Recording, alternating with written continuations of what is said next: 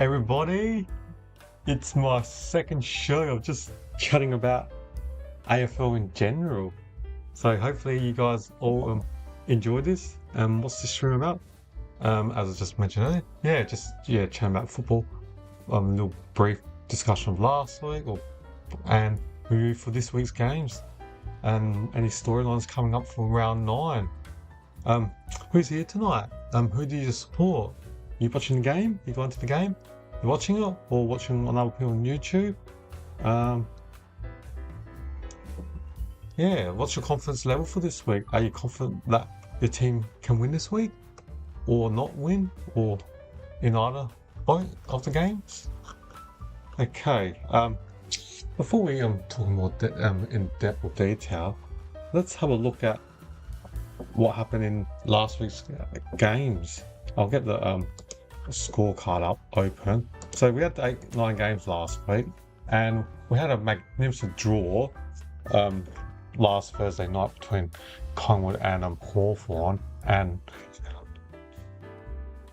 basically Collingwood were up basically all night, and then in the last 30 seconds, the captain of Collingwood gave a free kick, Darcy Moore, to namesake Dylan Moore, and for the Hawks, clutch, Dylan Moore kicks a goal after the siren to tie the game and Hawthorn not lose. The second game was should I say, the Bulldogs were leading majority of the night, and then Fremantle steamrolled the Western Bulldogs in the last quarter, kicking 4 or 5 goals to a couple, and the Dockers had a good 12-point win or 2 goals win against Western Bulldogs. But the classic game, as usual, was a typical showdown. That game had so many ups and downs. I was doing the live chatting of that game between Adelaide Crows and Port Adelaide last Friday night, and there was only 5 or 6 goals at half time in total. There was low scoring, but basically the game, it was the last quarter, the last 5 minutes between the Crows and the Power, where there was 3 or 4 minutes, less than that, 2 minutes, the Crows were up by 5, and then with 40 seconds left, small forward from Port Adelaide, Joey Berry kicked the goal to put the Power ahead by 5, and everyone thought the game was gone, dead, buried, that the Crows were going to lose to the Power. And then with 10 seconds left, 5th-year player of the Crows, Braden Cook, kicked the goal to basically win the game for the Crows with 10 seconds left by 1, and rest is history, and the Crows beat Port Adelaide by 1 point. So that was another classic showdown again. And on Saturday, I was watching a bit of that game, Brisbane Lions against Essendon. Essendon, wow, they've only won 1 game out of the last 21 games. This year, they've only won 1 game, and that was to my surprise, but they beat Melbourne Demons in Adelaide during Gallagher. I remember getting that tips wrong. So that's the only win that Essendon's got. And the Premiers, the back-to-back Premiers of Brisbane, they just look like on a mission to win another one. Can the Lions go 3-peat? So they had an easy 60.4-point win against Essendon. And the Saturday other game, couldn't believe it because I took West Coast. Richmond, what a magnificent win for the Tigers. 11-point win against West Coast Eagles in Western Australia, Perth, Optus Stadium. Come away with a win, missing so many players like Yolala and co, just so many injuries, and West Coast on the pump now, losing a certain amount of games. And the Saturday night game, the first Saturday night game between Geelong and North Melbourne, the Roos was so competitive. I reckon they were down by 1 or up by 1 point at half time. In the third quarter, they weren't 3 quarters time, they weren't losing by a lot, might be like 10 or 12 points from memory. But Geelong's skill and experience, led by Max Home, they just totally out-dominated North Melbourne in the last quarter, and they kicked so many goals, I think it was 8 or 9 in total in the last quarter, and to comfortably win by 49 points. So that was a good win to Geelong, and they needed that win because the previous week Geelong lost to Port Adelaide, so they need to make amends for that loss the previous week. And on Saturday night, Carlton and St Kilda, wowee, the Blues lost by 49 points. The scoring wasn't too bad. From memory, I think the Blues went down by 12 at 3/4 time. But typical Carlton this year, another second half or last quarter fade out. They totally faded out in the last quarter. St Kilda basically dominated that last quarter. Absolutely kicked a lot of goals, probably like 6 or 7, and to win easily by 49 points. And that puts Michael Ross so much under pressure for the Blues, and he's out of contract in this year. The Blues are just, I think they're 1-6 as well, so they're pretty in a bad position. But Kobe Walker is the prize. Father son, who's likely to go top 2 in this year's draft, is Kobe Walker from Carlton, or Port Adelaide's academy player with Dougie Cochran. They're the likely top 2 picks in this year's draft. So Carlton will get a gun kid, and he's very dominating for the TAC, the under 18s, the NAB Cup, is it? Not TAC, NAB Cup under 18s. For Bendigo, he's he's a centre, a midfielder who's been averaging like 25-30 possessions for the under 18s. So he's going to be a beauty for Carlton. Kobe Walker, he's son of Andrew Walker. And Andrew Walker, back in the day, 30 years ago, he was taking pick 2 in the draft. So can the son equal the dad, or taking number 1 above or higher than his dad? We'll find out come end of the year in November when the draft is held. But Carlton, I guess, are in kind of rebuild mode after taking Peter Dean's son last year, the father's son, pick 3, and other years of now, getting youngsters into the side. But going back to the current games, Sunday, the Swannies and Melbourne, that was a good game. It was pretty close, and in 3/4 time, or in the last quarter, Sydney kicked away, had like a 20-odd point lead. The Melbourne kicked like the last few goals and got the margin to 6 points. Then the Swannies got a point and then kicked a goal, basically 20 seconds left. But what a recruit from Sydney. Malcolm Roses Jr. 7 sausage, 7 snags, 7 goals. Magnificent. He was on the scrapcoat for Gold Coast last year, couldn't get many games. Comes and joins the Swans and bangs in 7 goals for the Swans. I mean, they've done some good recruiting. Jay Strong's been an awesome recruit for the Swans in defence. Charlie Curnow in the last couple of games have shown positive, very good signs, where the previous Friday night against the Doggies, he kicked like 5 goals, and you can structure Charlie Curnow as your centre forward for the Swans, and then you got your Amadi or Logan McDonald, I should say, and Papaley as your small forward, plus Malcolm Roses Jr., who's got speed, X factor. The Swans are building a good side, and that's why they're 6-1 in their top spot right now. And the final game on the Sunday night, which I did in my live chatting YouTube, was between Gold Coast Suns and the Giants. The game was pretty dewy, so there was a lot of slipperiness while the game was in play. The balls were going to the ground a lot, and the Suns did a professional job. They, just watching the game, they just looked more 100% on the ball first the hard ball gets, ground ball gets, just first at the contest first, and the scoreline, I think, flattered the Giants. The Suns looked more dominant than a 20-point margin, but it was difficult conditions for players to kick goals, and inaccurate. I know the Giants kick a lot of behinds, and the game ended with the Suns being GWS Giants 20 points, 83 to 63. So that's a little quick recap of last week's games in round 8. So just talking in general, so that's last week's games to recap. I'll have the fixture up, but some questions I'll like or ask is like, what's the biggest lesson that we learned from round 8? Carlton, West Coast Eagles. There are 2 teams in my mind that are just doing not well, unfortunately, for their supporters. West Coast lost 5 in a row. The Blues have lost like 6 in a row, and where we go for those two sides. Do they start throwing the season, not throw the season away, but start playing more the kids? Do the Carlton Blues start investing in more kids playing your Camporellis in last year's draft? But I can understand Walsh needs to win because he's out of contract, and who knows where the future holds. And I guess in the news with hearing the findings of Carlton for the Elijah Holland situation. So Carlton are definitely under the pump, and yeah, this week they're gonna have a very difficult game this week.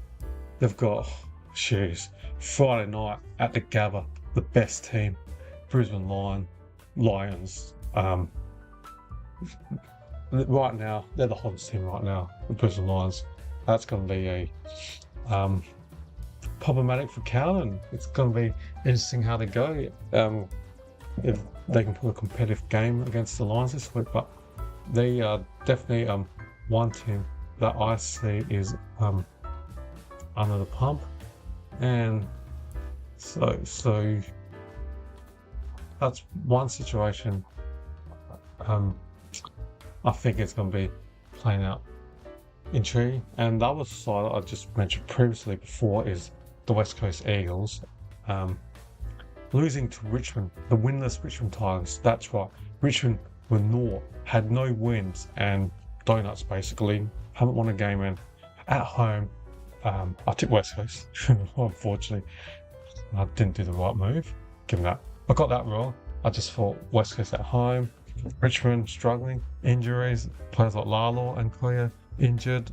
I didn't anticipate. I thought Richmond would be competitive, but just with their high injury list, I just anticipated West Coast to win pretty easily. Like you look at Richmond's injury list, like you got a lot of players out. Like Jasper Elgar, he's out with the knee for a few weeks. Harry Armstrong, the key forward, out for 4 weeks. Sam Banks with a collarbone out for 4 weeks. Hudson Clark out with ACL and injury, still got a minimum of 7 weeks. Gibcus, young gun key defender, ACL strain, he's out for all of this year. And I can name more, like Ty Hodgen, out for like 6 weeks to hip, and I said earlier, Sam Lalo, he's out Achilles for 8 weeks. Mansell to be announced, he's out for foot injury. And then Ruckman Dan Curves was injured for 3 weeks. Press is out for like 3 weeks. Hugo Ralston was out for 4 weeks. Maurice Rioli Jr. out with a hamstring for 4 weeks. Young key forward Tom Sims out for like 3 weeks. Josh Miley, I'm not sure how many games he's played, but 1 or 2 games since taking in that super draft after Sam Lalo, pick 6 or 7. And yeah, just all those injuries. You wouldn't anticipate West Coast losing at home. Even though the Eagles are missing some few players, like Jack Graham adds leadership, and he'll been handy player if he was playing against his old side Richmond last week. And then you got other players like Deb Robinson, the experienced recruit from Brisbane, out for the whole season, and I guess for them the boom recruit from Brisbane Lions, Starcevich, who's out. West Coast got a number of players out, but Richmond super depleted. They had like a dozen players, and I just didn't anticipate Richmond to beat West Coast with all that injury list and more youngsters that they had to play. But yeah, that was the biggest letdown for me this week. West Coast Eagles losing at home to Richmond when I didn't anticipate it. Just reading some of the media. What results that are people overreacting? So yeah, I just got on this week's draw. I've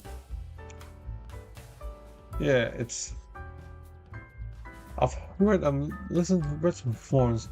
I know I don't think it's big as overreaction, but they're just disappointed. But I guess losing the showdown, supporters were disappointed the performance where reading where Port supporters that I know just didn't expect the game to be that close, where they were in the second half dominated by the Crows. But thought just hang in there, and just the stats wise, Adelaide basically dominated like inside 50s. I think Adelaide were like plus 30 inside 50, so Adelaide had more of the ball, but they just couldn't score.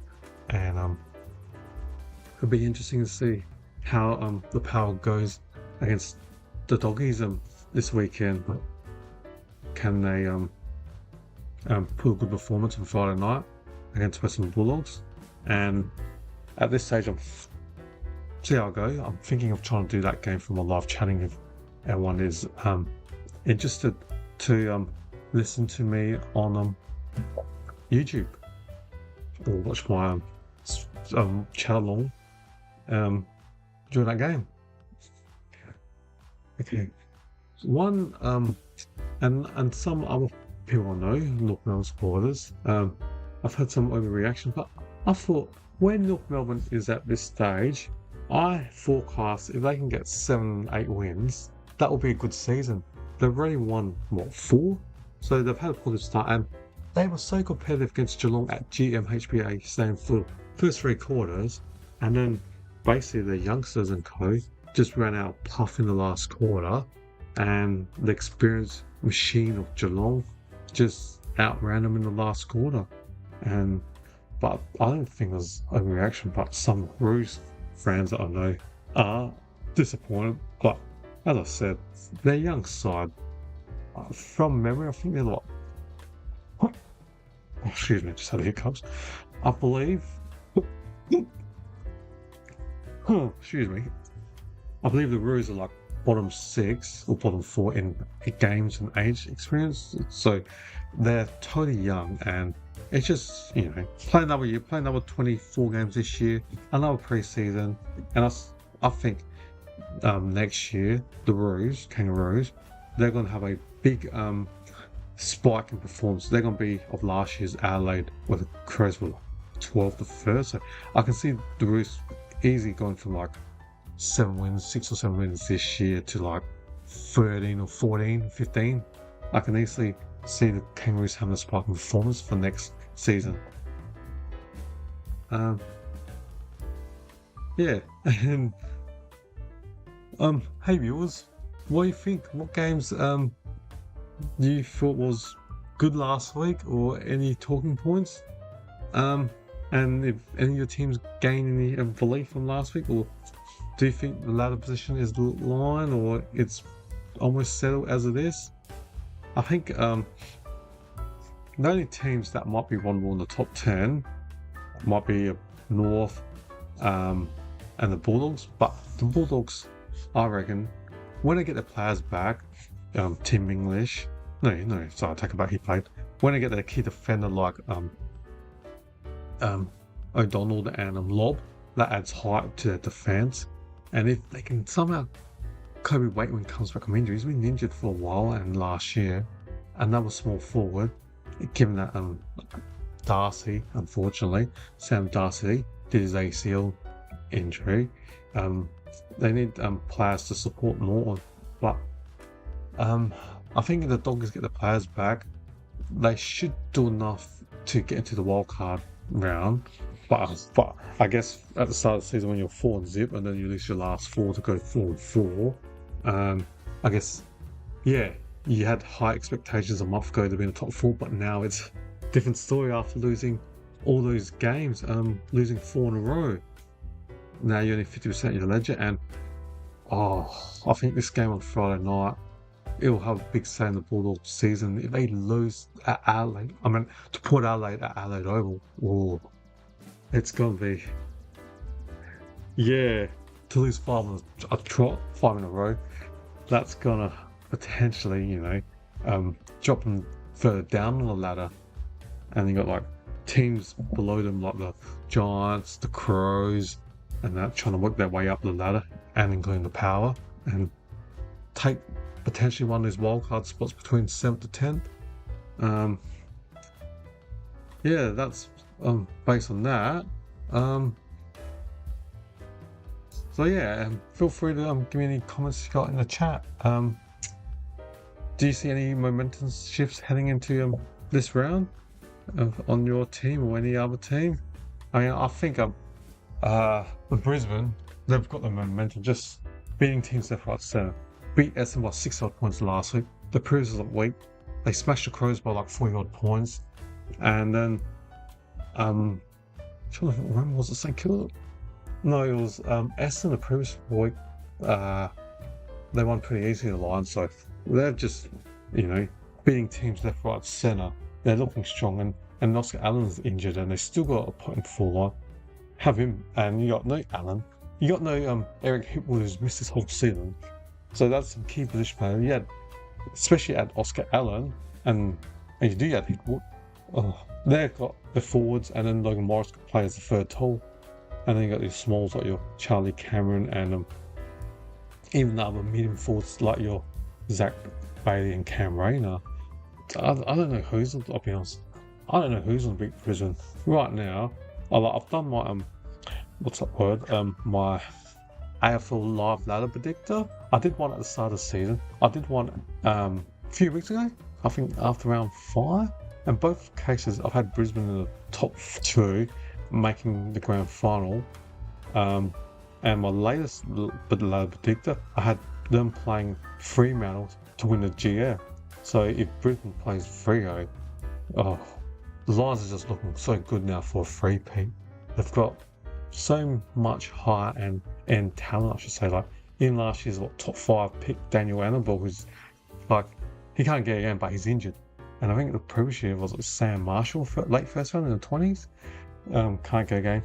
Just the strength and depth of that Brisbane Lions team is just magnificent. So much class, and what a list build. I know they were fortunate some of the years to get the 2 Ashcroft brothers, Levi and Will Ashcroft, and Jasper Fletcher. So it's helped them, the father and son. Well, I have to admit, it's assisted them. And some of the academy players, they got Sam Marshall and Daniel Annabelle, and even going back in time, Harris Andrew, Eric Hipwood. But you still got to develop these young players, and some of the players that they drafted during those lean years, like your Jared Barrys, Hugh McCluggage, who's like pick 3, Cam Rayner, pick 1. They've just drafted and built an awesome side, and it'll be interesting to see if come end of the year in trade period or free agency period after the grand final, if Zach Bailey resigns with the Lions before that, or he exercises well as a free agent. But that's another part of the season that we talk and lay down the track. I will have to make my trade video. I know what players are linked for trades, so I just haven't had an opportunity to make that video. But yeah, the Brisbane Lions, that's the biggest sign that I see right now. A team that just looks right now invincible, even though about a few weeks ago they did lose. I'll take it back.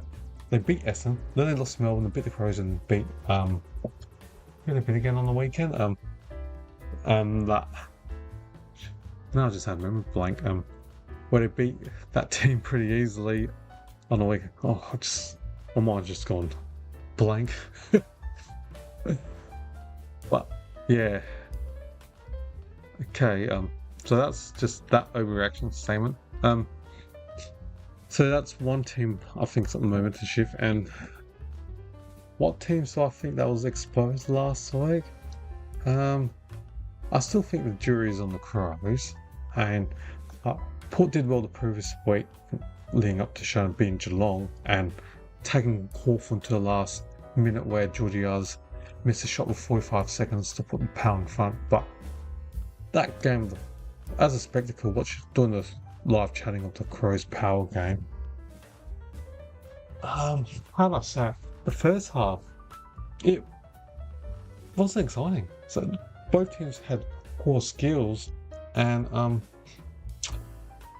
and just watching the Crows, if they play against your Hawthorns and your Fremantles, I mean, they already lost. They already lost to some of the top sides already. The Crows lost like Fremantle. They lost to the Western Bulldogs when the Bulldogs won 4-0. They got easily. They lost to Brisbane by 40 odd points at the Gabba, and another team they lost to Geelong as well. So I still think, if the Crows play against a quality top 8, top 6 side. I think they will get exposed. Their midfield needs a lot of injection, and I guess all fingers for Cross are curtain to. He just played his first game back last week to return back and play in that midfield as that big body 197 centimeter Patrick Cripps, Marcus Bontempelli, big body midfield type. But he's more of a different type. He's a tall guy who's got good skills, Curtin. So he's a different type. You probably think Barry's more the inside playing Curtin. I've never seen him play in the midfield. So it'd be interesting to see what they use him as a P Cripps, big body inside mid or more outside. And yeah, it'd be intriguing to see how he goes and what the Crows midfield balance is, because they need injection, totally different injection of players in the midfield. Where I guess I saw a bit of Rankin and Rochelle both in the centre bounce at the same time in the centre bounce after a goal. So it'd be interesting what mix do the Crows go for in the future.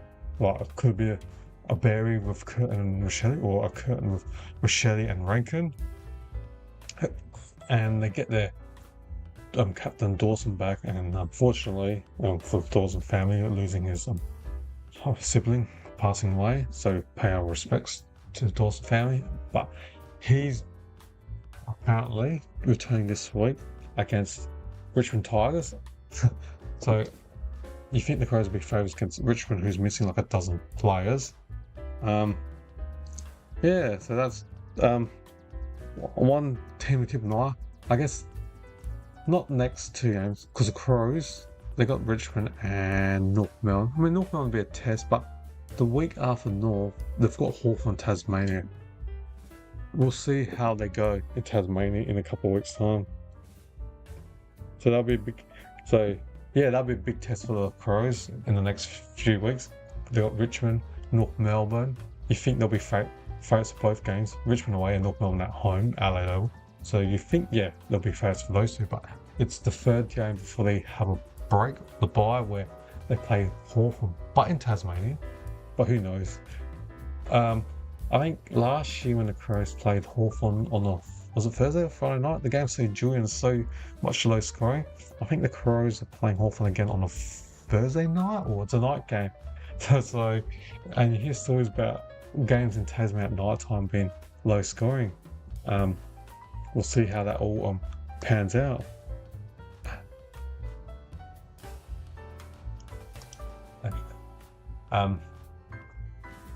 So, all right, let's have a look if I can sort out my computer.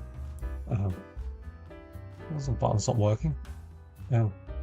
Let's see. Let's go through the games now. Our round 9 games for this week, and the first one to be played in Western Australia, Optus Stadium tomorrow night, is between Fremantle and the Hawks. Both teams are top 4 at this stage, and Fremantle on a magnificent 6-game winning streak. They're doing awesome. Had a good away win at the Western Bulldogs last week, and in Gadiran they had 2 wins in Adelaide, 1 at Collingwood and 1 against the Crows. So the Dockers have been pretty awesome on the road, and they've only lost just the 1 game, and that was against Geelong when Freo, they were up like 30 points in the 3rd quarter, and then because it was the first round, it was the very first game of the year, and the previous week Geelong played an opening round, they had the match fitness, whereas Geelong played an opening round and Fremantle didn't. So in round 1, Geelong had that 1 game match match practice, I should say, and Fremantle didn't, and they were overran by Geelong in the last quarter when they were up like 30 odd in the 3rd. So if Fremantle won that, they would be undefeated right now. They could have been 7-0. But going back to the game, Fremantle versus Hawthorn on the Thursday night to my Optus Stadium. The injuries that the Dockers have, Sean Darcy's good ruckman, out 2 to 4 weeks. Jagger Moore is still out for a number of weeks for a face injury. Sam Sturt out with an injury up to 7-8 weeks. But on a positive note, they get new recruit back, Judd McVie. He's been a magnificent recruit from the Demons. He adds versatility and he's got good kicking from defence. we expect him, because he was sick, he had illness for the West against last week's game against West Ball, so he didn't play.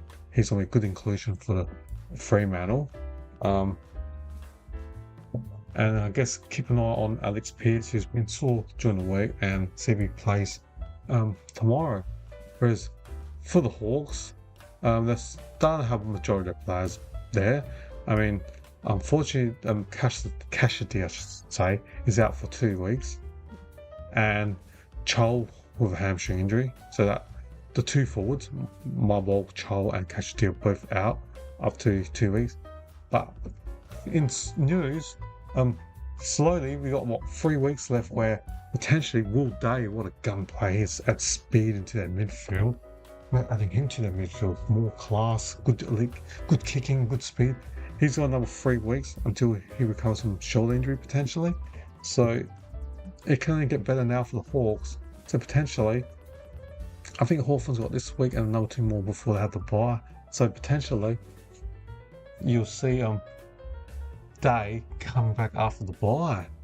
So, and Hawks are in a good position.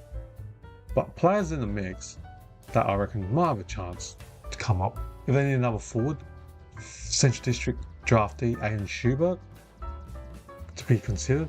We've got players like Huswaite and McDonald, who all did pretty well last week for their VFL side, the Boxville Hill Hawks, I should say. Alright, the second game, as I discussed earlier, Brisbane versus Carlton at the Gabba on a Friday night. There's 2 games played on the Friday, one half an hour between each other. So this will be the first game out of 2 on the Friday night. And the Lions will be missing a number of players, quality players, like Oscar Allen out up to 10 to 14 weeks with a foot injury. Noah Ainsworth out with concussion, good defender, and still missing Jared Berry with a calf injury for a week. And as I said earlier, Hipwood is still injured with a knee injury, out for like 5 weeks. Key defender Jack Payne still out with a knee injury, and young ruckman Henry Smith still out with foot injury for a number of weeks, 8 weeks, and key defender Darcy Garner. So the Lions are still got lots of players out, but they just got so much depth. But they will lose Ty Gallop, who played in the grand final last year as a forward, who's playing defence this year. He's going to be missing with a concussion, and Darren Joyce, Irishman, he's likely to be his replacement in defence. So the Lions are just travelling nicely. However, the Blues, the players there out. Motlop, and he's out for the whole year, unfortunately, with an ACL. And Lucas Campery, he's still out with a kidney injury, so that's no good for the Blues. But they've had some players that did well in the VFL, such as George Stewart, had 31 disposals. I think he came up top 5 in the best and fairest, so it's been strange that he hasn't been playing many games. And after Cowan losing by 49 points to the Saints, and basically in the last quarter, when they faded out against the Saints, it'll be interesting to see if they make any changes. George Stewart, last week in the VFL, 31 disposals and 2 goals. See if he's in the mix. You had Blake Acres, who did alright, had 19 disposals and a couple goals, as well as Lockie Fogarty, the small forward, had 24 disposals and a goal. So there are a number of players that they'll be in the mix for Cowan, but going to the Gabbatron, the Gabba, the best team, back to back, the Lions. It's going to be one of the toughest assignments to play there right now. They're just beating teams easily left, right, centre. As I said earlier, a couple of weeks ago, they easily smashed the Crows by 40 odd points at the Gabba. They've just been unbelievable. And Cowan, I feel sorry for him. I think the Lions are going to win easily, 40 plus. Alright, the third game, that's also playing on Friday night. It's going to be an interesting game. Port Adelaide Power against the Western Bulldogs, who are on the 4-game losing streak. The Doggies lost to 3-0 by a couple goals, and for Adelaide had a a thrilling 1 point loss to Crows. That would hurt, especially leading by 5 points for 42 seconds, and leading by 42 with 5, leading by 5 points with 42 seconds, and then conceding a goal with 10 seconds left. So that would hurt. The players that are injured for them, and you got youngster Anna's Tapatopoulos, so he's out. And we got into concussant Sample. And other players like Ollie Lord, young talent, key forward, he's out for the whole year. I think his grandfather was a premiership player for Geelong in the 50s, from memory.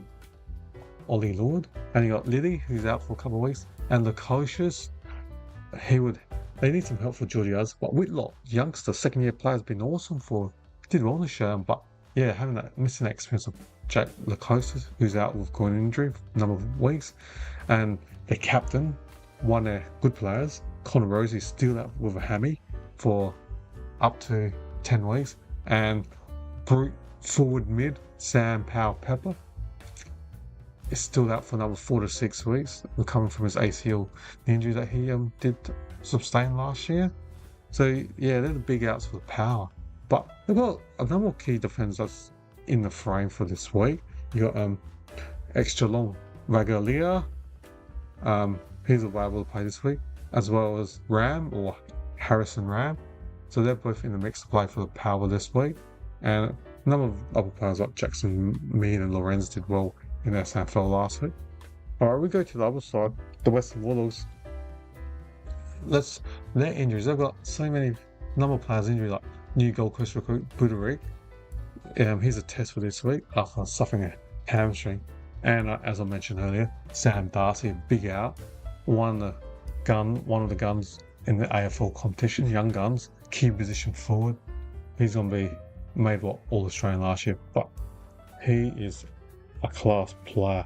A player who's like 208 centimeters, that's super athletic and can pick up the ball for that height like a midfielder.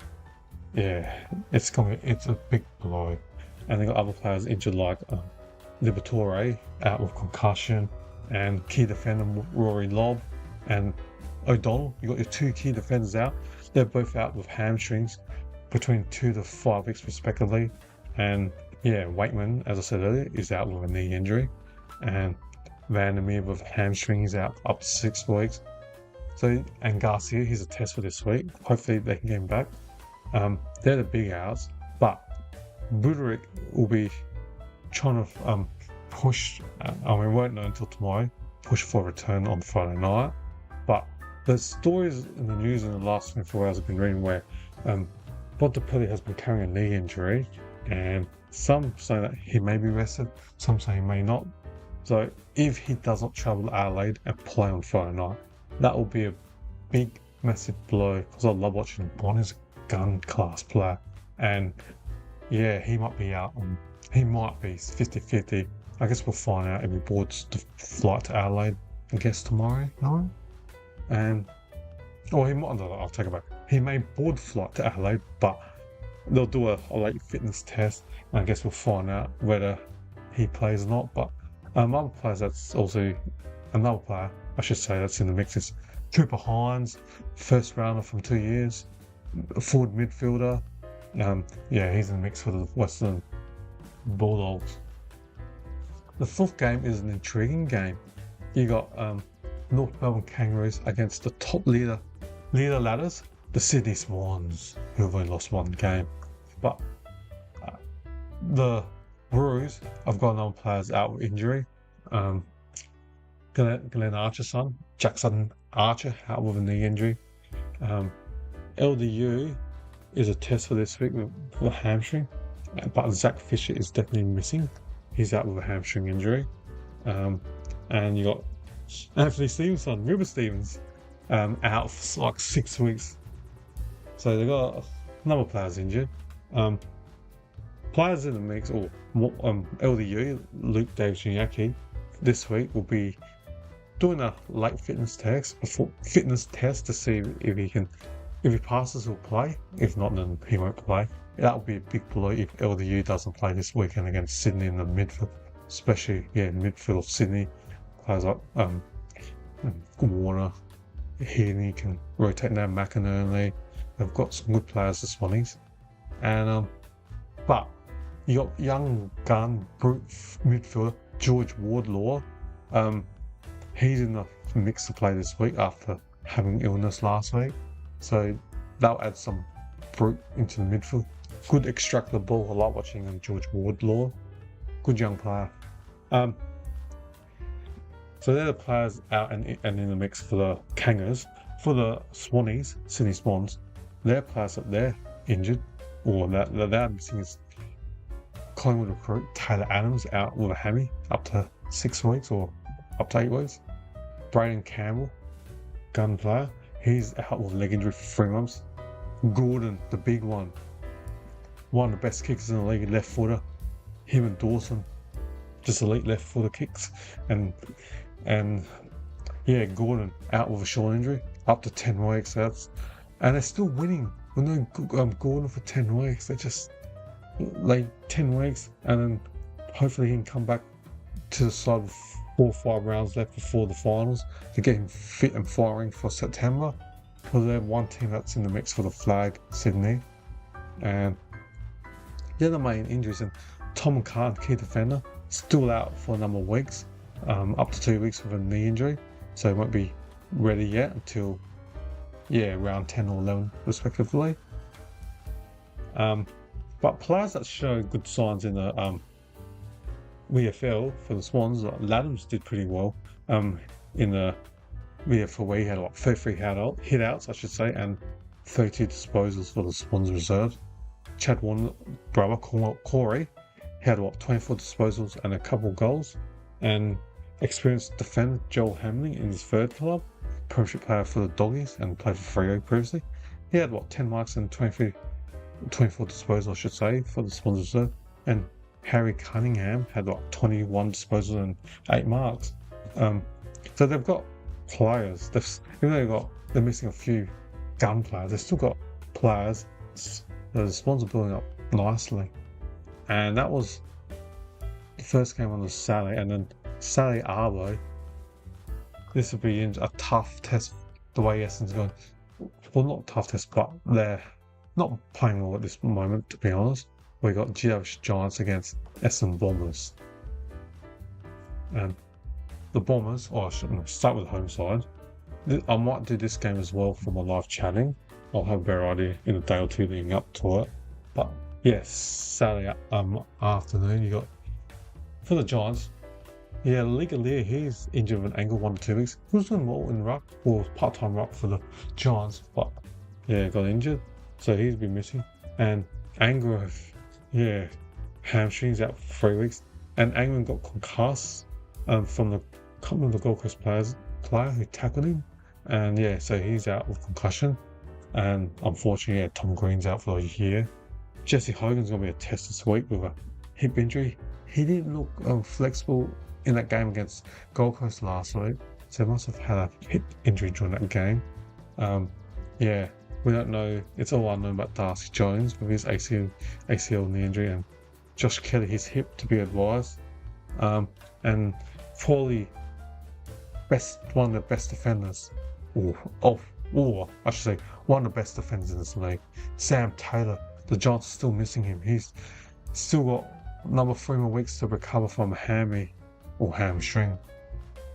But given that those players are out, the players that are in the mix for the Giants are, if they need another forward, you got Max Kruzetsky. He kicked 4 goals in the VFL last week. Or you got Harry Rouse, who can play forward and a bit of mid, who did well in the VFL last year. He had 31-1. That's 31 disposals and 1 goal. Or Connor Stone, he's also in the mix for this week. For the Bombers, they're missing a number of players. Jordan Ridley, he's out with calf injury for 3 weeks. Nick Martin out for the whole year. Kako's got a back injury. Angus Clark, foot injury. Caldwell is a test for this week, but he may return this week. they need some experience. And the players that are in the mix and they need is a super boot elite kicking from halfback, Mason Redmond for Essendon Bombers. As he played in the VFL last week, and Darcy Parish, who was who didn't play last week, is a chance to play because he was rested last week against the Lions. And Caldwell, who had an ankle injury, is also in the mix, so you then get some few players back. Your Parish, your Caldwell in the middle, and Redmond running off half back. That helps out with their lineup. I'm just looking at my phone. It's just getting a text. Not sure about what. Yeah. But yeah, other players, if they need another ruckman, Nick Bryan, who come back slowly from his ACL knee injury last year, had 20 hit-outs and 14 disposals. You got halfback Hussein El Ankar. They need some more speed of halfback. He's in the mix for this week for the Bombers. My tips in my YouTube video I released a couple of days ago. I had the Giants, I tipped the Giants, so I'll stick with that. And the next game on the Saturday night, that's going to be a good game. Gold Coast Suns versus the Saints. The Suns had a good 20-point win against the Giants last week, and the Saints had a good 49-point win against Carlton. And players that the Suns will be missing. Yeah, Sam Closey. Yeah, he's suspended. That's right. It was him that caused the GWS player in England to get concussed. So yeah, Closey is out for a number of weeks, and then they're also missing Jai Farah with an ankle injury, and as well as Elliot Hillenberg. I know this is he's out with an injury for up to 6. I know this is his second year, but I'm not sure how many games he's played for the Suns since signing from LA at the end of season 2024 as a free agent. So last year was his first year. I think he might have played a couple games for the Suns last year. So hasn't played that many games since crossing from the Crows. But the players in the mix will be Brownlow medalist Matt Rao. He did not play last week. Add him to that midfield. Then you will finally can have all these gun midfielders playing together. Rao, Anderson, Toot, Miller. Did I say Petrarca? Yeah. Rao, Anderson, Petrarca, Miller. And then you can have rotation of Humphreys. Yeah. So that's a solid midfield. And it'll be interesting to see what they do with the ruckman, because Witts was rested last week and Ned Moyle was a solo ruckman. I'm not sure the Suns will play 2 ruckmans. It'll be interesting to see what happens in the selection table. Does Hardwick pick both Jared Witts and Moyle together? What are your thoughts, everyone?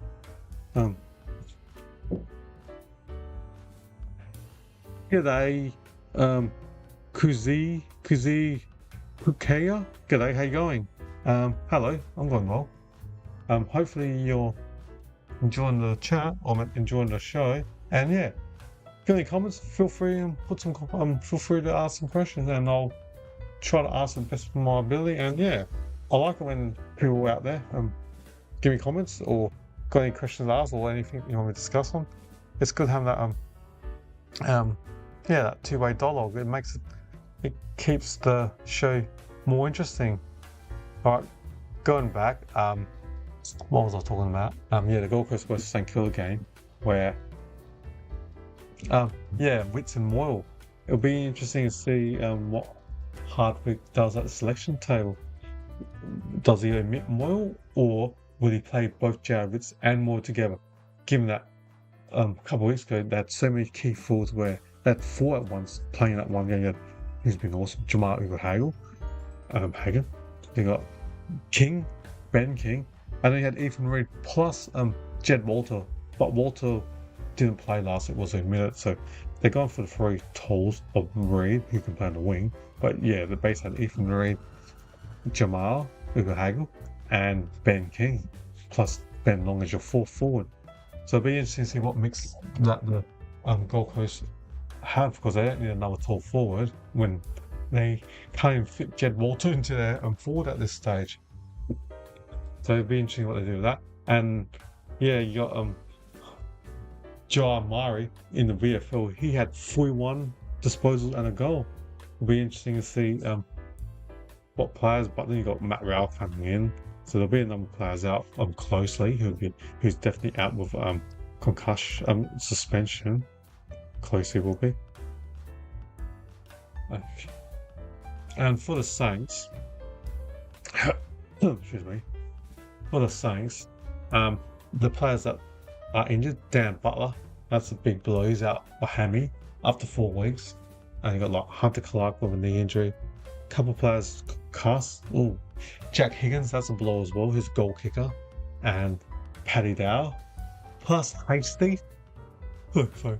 Hasty, yeah, he's recovering from concussion, so he's a test for this week. And you got the young ruckman, Isaac Keeler. And Max King returned back to the VFL and did his hamstrings. That's just bad luck. So yeah, no Max King. It'll be good to see Max King play again for the Saints. So Liam Ryan didn't play, but who's in the mix for this week? Liam Ryan's got a chance this week. And it might be too early, but Traraglia, or Toby Traraglia, played the first game back in the VFL after foot injury. Might be too early if they put him selection, but he's a player that's in the mix for the Saints this week. So that's that game. And the last game on the Saturday night is between Geelong and Collingwood. That's going to be a good game. I'm trying to think who I tipped. Yeah, I tipped Geelong, not by a lot.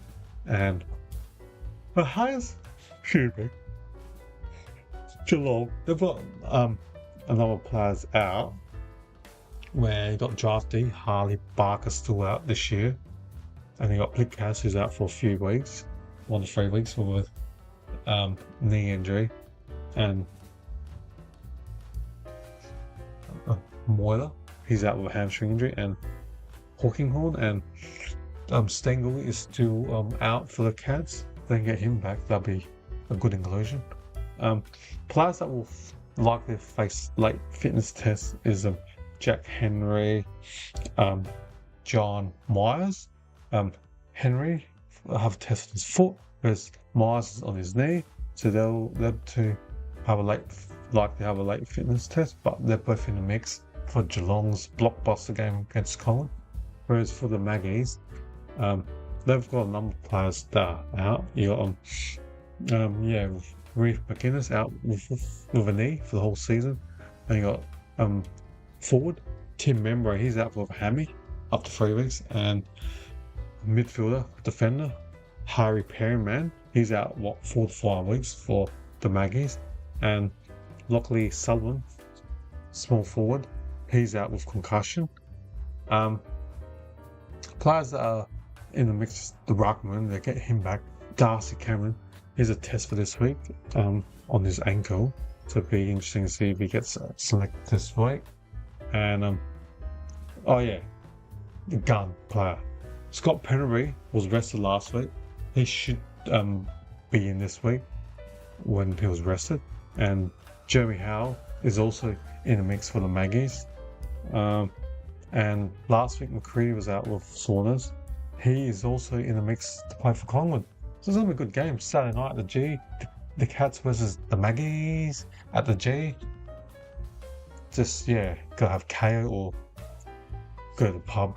I'm going to do Mother's Day dinner. So I'll have that game on the background to watch on a Saturday night. But that's going to be a awesome game to watch between Geelong and Collingwood at the G. And we've got only 2 games left on the Sunday, where you got Melbourne versus West Coast. It's more likely we know who's going to win that game. Likely to be the D's, but just looking at the injuries that the D's have, Jai Cully's out for the year. Xavier Lindsay first rounder draft pick from a number of years. He's got a hip groin injury, out up to 4 weeks. And Shane McAdams, I haven't seen him play. This is his third year on the list after joining the Crows. He just had a terrible run of injuries for Melbourne, McAdam. You got Melksham out with an ankle injury up to 2 weeks. Mychek, he did hamstring last week. He's been one of the good recruits this year. Free agent as well, cost him nothing in terms of draft picks. He's got a hammy, so he's out for up to 5 weeks as well, Mychek. And elite kicker, Christian Salem, foot injury, he's out up to 3 weeks. Got some good key players out, and Jack Winey, he's out with Achilles injury. He hasn't played at all this year. So they've got a number of outs this week. But potential inclusions, Trent Rivers, he'll undertake a fitness test for the game to see if his knee is still flaring up or not, as he's been out for more than a month. While Jack Bowley, who got injured in pre-season, has played 2 good VFL games. So he might be in the mix this week. And key defender, Tom McDonald, did well for the VFL side, the Caseys, where he had 26 disposals and 8 marks. So they're the players that's in the mix for the Demons. Whereas West Coast, they've got a number of players injured. Stars, of which is a boom recruit from Brisbane, out for 3 weeks. Dev Robinson out for the year with a knee injury. Archer Reed's out up to 4 weeks with a knee injury. Noel Long is out for the whole year with a knee injury. Jack Graham, experienced midfielder in the leadership group, he's out up to 9 weeks with a shoulder injury. And Brockman, to be advised, out with a knee injury. So they're missing a number of players. The players that is in contention or likely in the mix for West Coast, where they need some height and defense, is Harry Edwards, who'll be returned in either the Waffle or WAFL or AFL via comeback from concussion. And Laurie Allen, chance in the mix this week after return from injury. They need some more players in the middle they can have in the midfield. And Jack Williams had 6 marks and 3 goals in the Waffle last week. So they're the number of players that's in the mix for the Eagles. And the last game on Sunday, Arvo, was it 2:50 Eastern or 3:20 Eastern or 2:50 PM ACST or 1:20 PM Western Australia time, is Richmond Tigers and the LA Crows. Richmond had a good 11-point win against West Coast last week, and the Crows had a thrilling 1-point win against Port Adelaide in their showdown last week. For the Tigers, so many players injured. Surprised that they've got enough players left to fit a team of 23 players. These are the names of injured players. Jasper Olga out with a knee injury 3 weeks. Harry Armstrong out with a foot injury for 4 weeks. Sam Banks with a collarbone out up to 4 weeks. Justin Clark out with an ACL knee injury up to 10 weeks. Josh Gibcus, he's out for this whole year with an ACL knee strain. Ty Cotton out with a hip injury up to 8 weeks. Sam Lalo out with Achilles up to 12 weeks. Ryan Mansell, foot injury, don't know, to be advised. Nan Kervis, the Nank, he's out up to 3 weeks for a hammy. Zane Pucha, is that how you pronounce it? Out with an ankle injury up to 6 weeks. Dylan Prestia, Premiership player, up or a calf injury, out up to 4 weeks. Hugo Ralsmith with a medial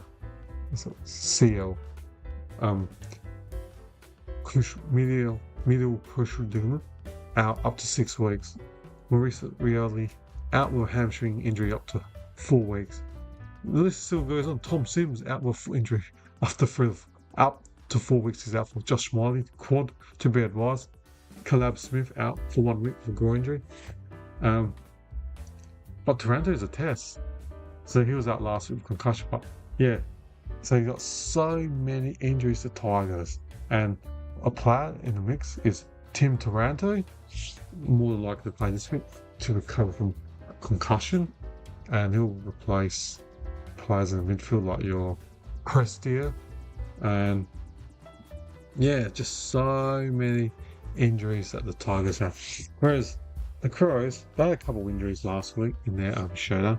Jordan Butts did his abductor, I should say, out up to 3 weeks. Taylor Walker did his hamstring, so he's out after 3 weeks.